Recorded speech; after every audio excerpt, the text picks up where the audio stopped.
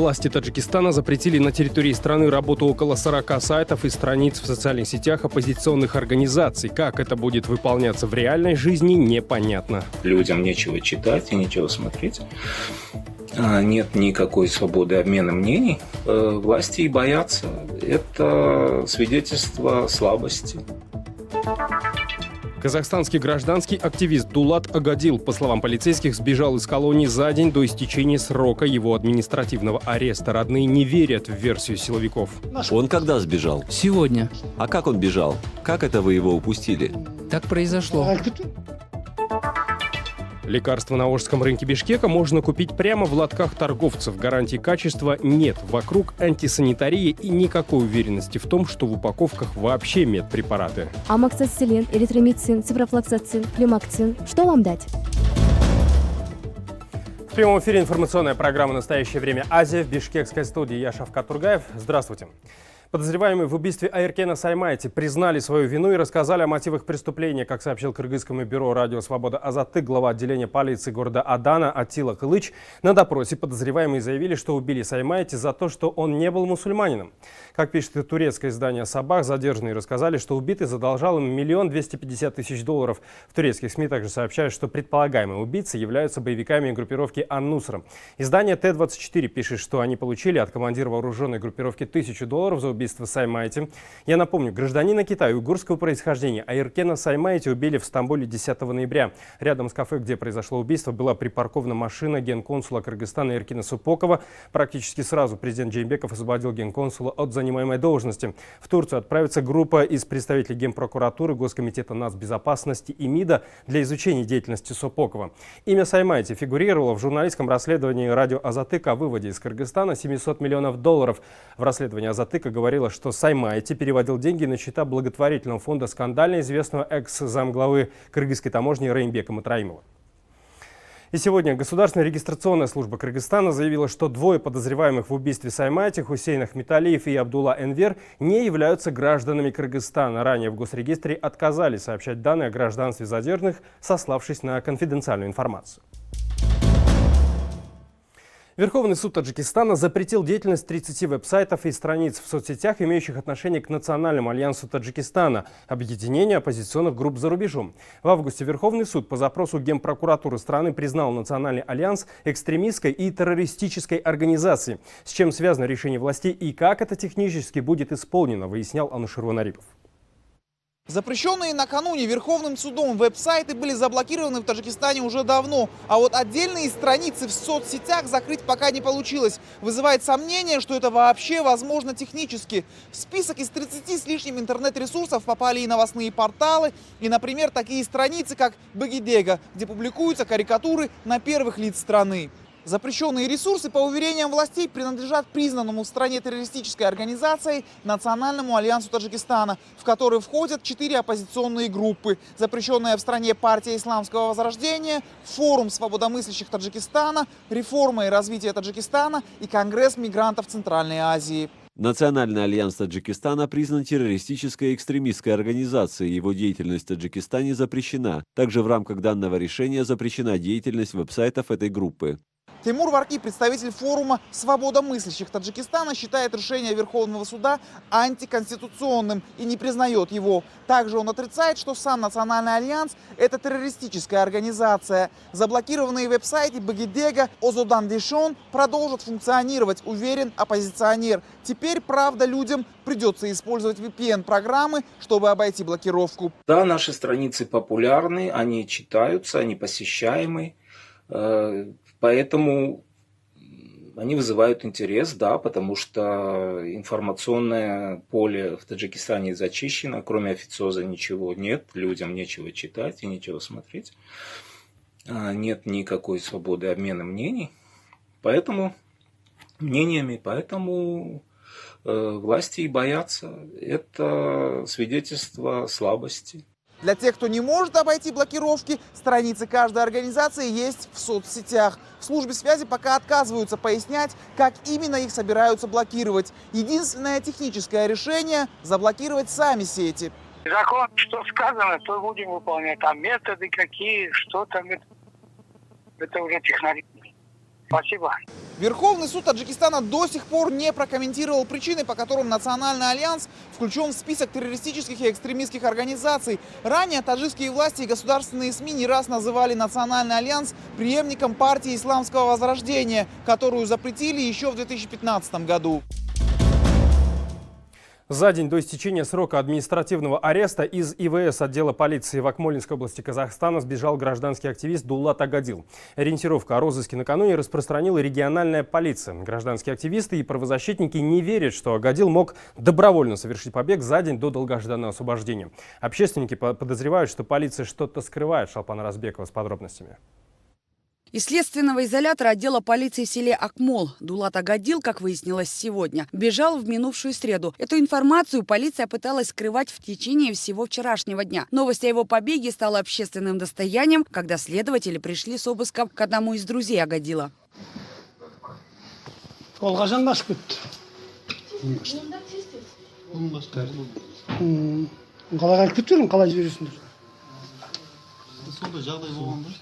Уже вечером активисты и родственники Дулата Агадила забили тревогу. Они не поверили в побег. Отбывать административный арест ему оставалось один день. Близкие заподозрили в действиях сотрудников полиции что-то неладное. Сегодня они собрались у здания МВД и потребовали показать видео с камер наблюдения побега Дулата Агадила. Вышедший к собравшимся начальник отдела спецучреждения административной полиции Каримжан Жарылкасынов сказал, что такое видео есть. Камера видеонаблюдения есть там. Там показывает, как он взял вещь, бумаги собрал, закрыл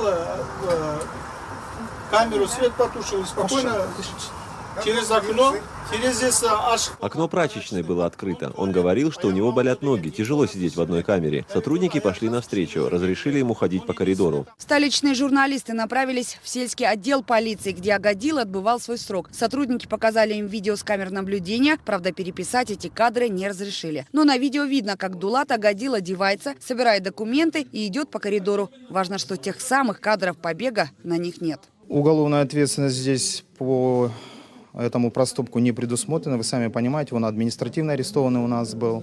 Самое большее, он отбудет тот срок, который он не отбыл. Если он сам явится, у нас... Журналист и политик Жанболат Мамай был осужден за отмывание средств оппозиционного политика Мухтара Аблязова. До приговора суда он был под стражей, а после освобожден прямо из зала суда. Поэтому о безопасности режимных объектов он знает по собственному опыту. Возможно, есть шанс 1 на миллион, чтобы сбежать, но это очень редко. В целом же сбежать из изолятора временного содержания, из СИЗО или из тюрьмы очень сложно. Было бы понятно, если бы у него был длительный уголовный срок, или же он был осужден за криминальное преступление. Тогда его побег был бы понятен. Но человеку оставался один день. Зачем ему бежать? А вот председатель Союза афганцев Мурат Абдушукуров, который внутренних дел, уверяет обратное. Говорит, бежать из здания, которое круглосуточно охраняют десятки сотрудников, можно, но при некоторых условиях. Убежать оттуда, человек так просто не может. Здесь или должна быть халатность сотрудников органов внутренних дел, или заинтересованность их.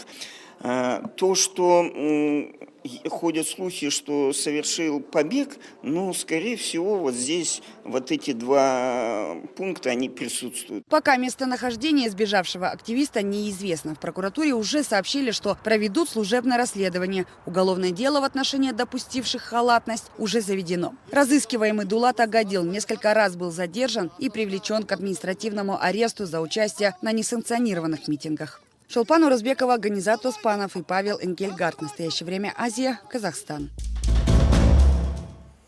В Ташкенте прошла специальная пресс-конференция, которая была посвящена ситуации вокруг блогера Нафасат Алашукуровой. Глава агентства информации и массовых коммуникаций вместе с представителями Министерства здравоохранения и Верховного суда попытались разъяснить СМИ и правозащитникам решение властей о принудительном лечении Алашукуровой в психоневрологическом диспансере. Как рассказал представитель Верховного суда, это решение возникло после объявления Алашукуровой голодовки. Во время отбывания 10-дневного административного ареста Нафасат в знак протеста отказалась есть. По свидетельству дежурного СИЗО, она якобы заявила, что покончит с собой. А представитель Минздрава заявил, что психопатоподобные и параноидальные синдромы у Алашукуровой возникли во время ареста.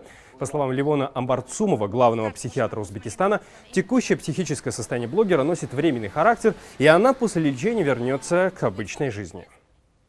Алла Шукурова была принудительно помещена в Хорезмский областной психоневрологический диспансер на основе решения суда. До этого она была освидетельствована со стороны психиатра в месте отбывания административного ареста. Из-за изменений в психике тогда было дано заключение в суд, который вынес решение о принудительном размещении. Подводя итоги, глава агентства информации и массовых коммуникаций Комил Аламжонов заявил, что состояние блогера подтверждают многочисленные медицинские заключения. Он добавил, что 2 ее малолетние дочки, взятые под государственную опеку, их разместили в дошкольной образовательной организации. Созыв специальной пресс-конференции стал своеобразным ответом официального Ташкента международным правозащитным организациям, которые раскритиковали узбекистанские власти за действия в отношении блогера. Правозащитники уверены, Нафасат Алла Шукурова стала жертвой активной гражданской позиции. Благодаря ей минувшим летом люди узнали о протестах жителей Хорезма против решения областных властей. Алла Шукурова также транслировала пеший ход журналиста Махмуда Раджабова и его семьи из Ургенча в Ташкент. Ровно 30 лет назад в СССР впервые признали преступными насильственные переселения народов и ликвидацию их автономий.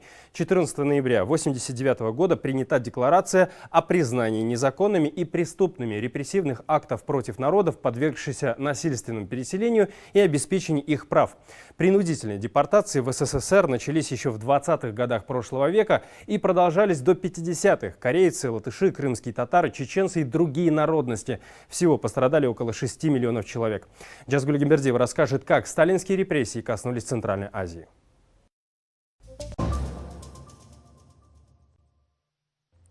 Пик массовых сталинских депортаций приходится на период Второй мировой войны. С начала 40-х годов число принудительно переселенных граждан Советского Союза превысило 3,5 миллиона человек. Их лишали права жить на своей исторической земле, отбирали имущество и выселяли в малообжитые районы, где часто не было никаких условий для жизни. Несогласных арестовывали, некоторых расстреливали.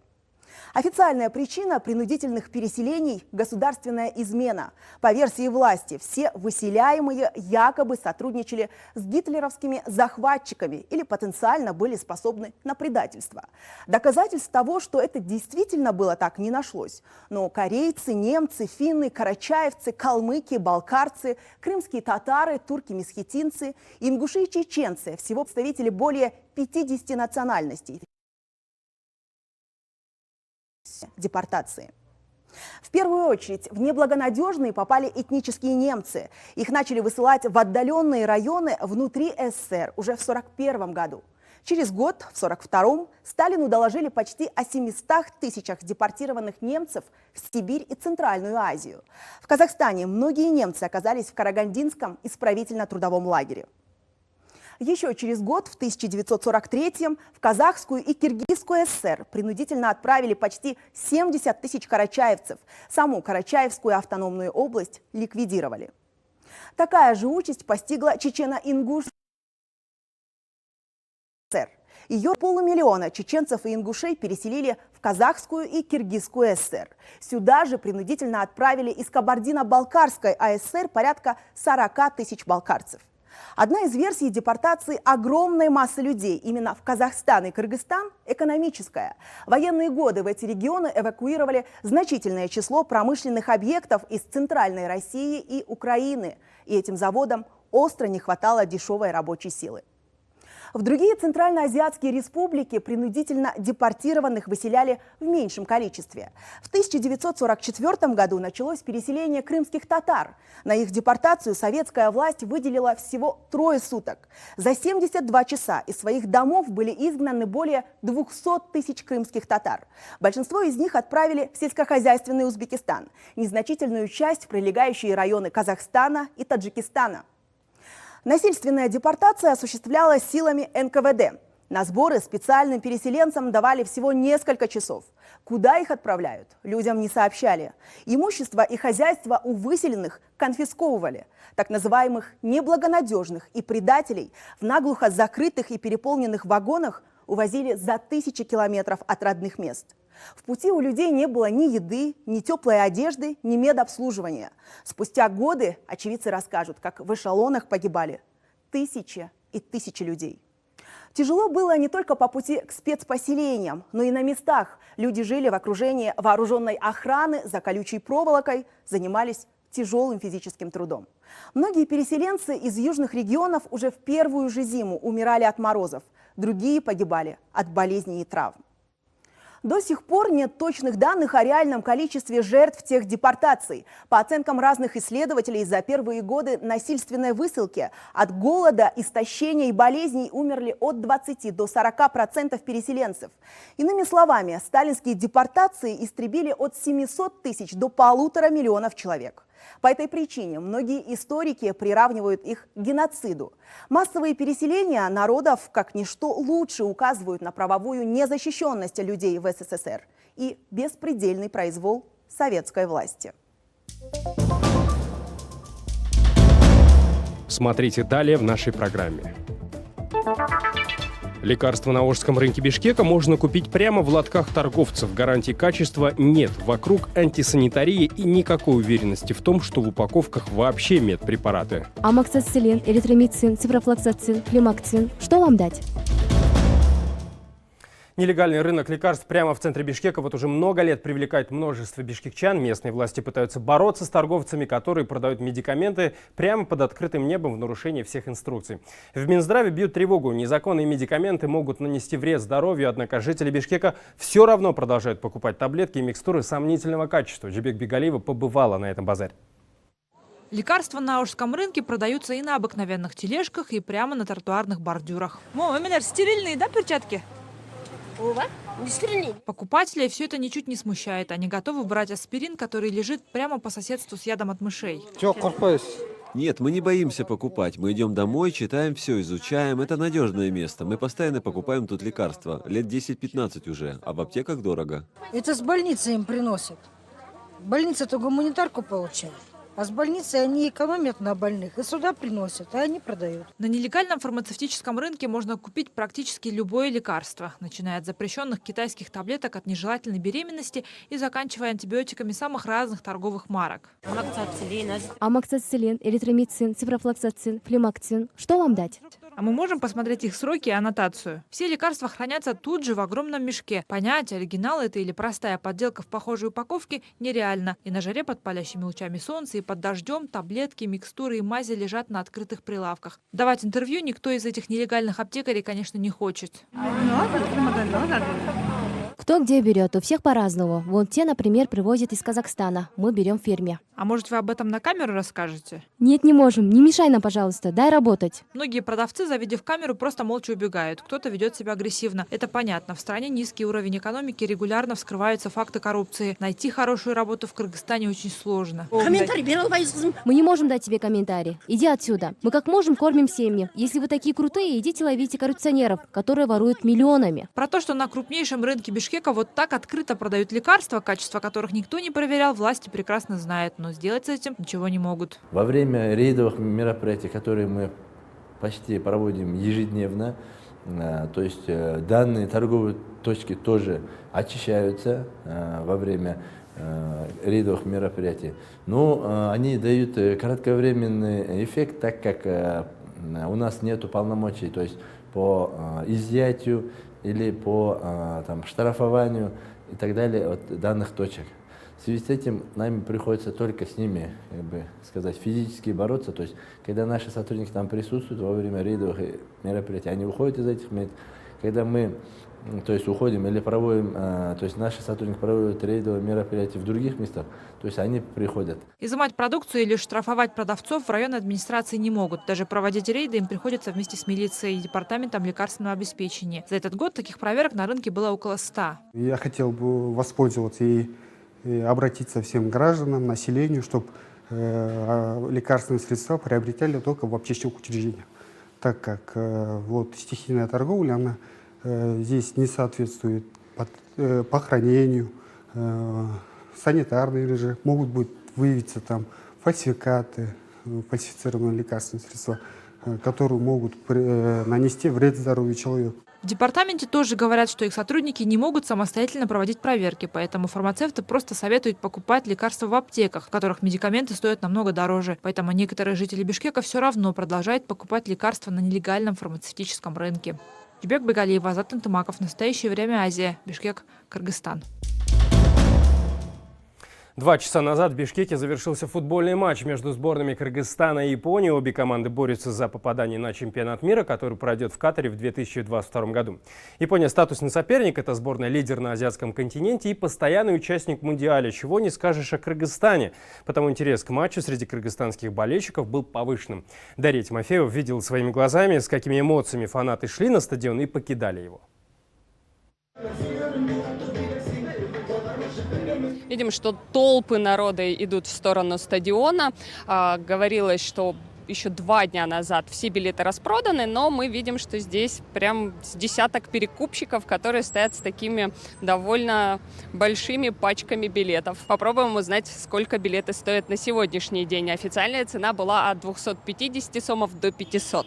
14 ряд, он не сверху, не снизу, а он именно посередине. Один единственный остался. И сколько стоит этот? Он я 800, по 800 продавал, вам 700 отдам последний. Чем ближе к стадиону, тем больше символики Кыргызстана. Притом приносить ее с собой вовсе не обязательно. Все можно купить прямо на месте. Вот, к примеру, парни продают флаги Кыргызстана. Ребят, как у вас торговля идет? За 2 часа около 30 флагов продали. А рассчитываете, сколько продать? Около 300. Около 300. Мы вот видим, у вас здесь утепление. Почему так много всего принесли с собой? Просто холодно будет, поэтому. А разве матч жарким не будет? Матч жарким будет, конечно, но погода такая просто. А вы кричать, поддерживать? Конечно, будем, да. Вот как будете проявлять свои эмоции? Я не знаю, там посмотрим. А вы за кого болеете? За Турцию или за Кыргызстан? Конечно, Кыргызстан. Мы сами болельщик, да, Кыргызстан. А как будете болеть? Есть у вас какая-то кричалка? Как поддерживать будете? Конечно. Ак-дирек, Гак-дирек, Кыргызстана шампиону керек! Давай порепетируем, как будешь болеть. Вот прям как... Мы Кыргызстан, а вы нет! Мы Кыргызстан, а вы нет! Огромное количество за полчаса до начала игры прибывает людей. Мы слышим, что уже разогреваются и трибуны, все кричат, пытаются, видимо, тренируются. Очень важная игра, и мы сможем объяснить, почему. Первый пункт — это с точки зрения группового расклада. Мы сейчас на 2-м месте. И второе — это имя противника, сборная Япония, как-никак. Мы сейчас должны уже показать, что наш уровень уже повысился. Мы можем играть с такими грандами на уровне. Для всех, кто не смог попасть на стадион, на Старой площади Бишкека организована прямая трансляция матча. К слову, и здесь группа поддержки довольно весомая. Несколько сотен человек пришли поболеть за свои команды. И так же, как на стадионе, здесь шумно, напряженно. В общем, эмоции льются через край.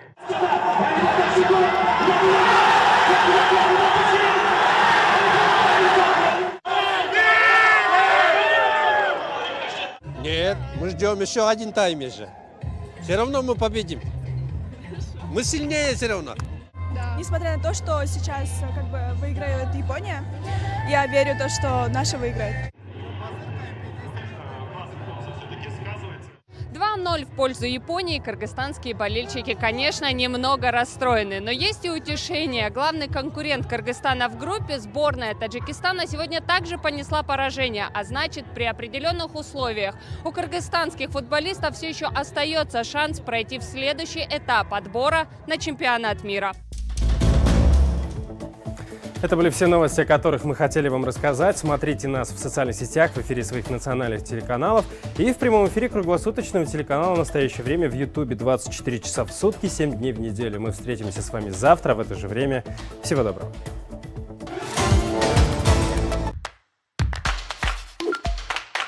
Мы сегодня все утро ездим, собираем молоко по частным подворьям Челябинской области, потому что наш главный герой создал кооператив, который собирает молоко у людей. Честно сказать, не всех знаю, но около 600 дворов. Сдаем молоко, занимаемся закупом молока у населения, в основном частный сектор. Приходилось, конечно, первое время тяжело. Потом взял помощник одного, второго. Конкуренция была большая. Потом постепенно, потихонечку. Хорошо живем. Кооператив – это как бы сообщество людей, здесь все равны. Он работает? Нет, работает. Я хотела вам напомнить о том, что вообще-то студенты, арестованные этим летом, далеко не первые студенты, которые подверглись политическим репрессиям. Лекция студенческая. Подойдете и скажете, почему вышка вне политики? Мне в лицо. А что ты хочешь? А не знаю, что-нибудь